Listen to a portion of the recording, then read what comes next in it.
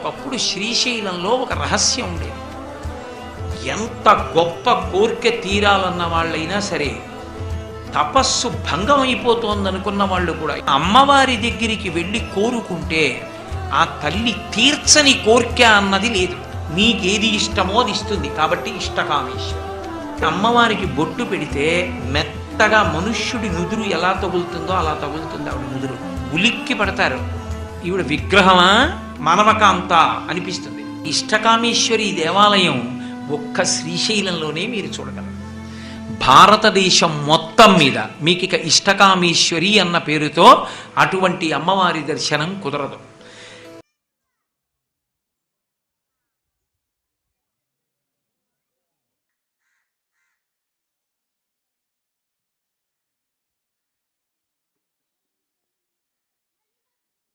मुझे लगता है मुझे जाना है।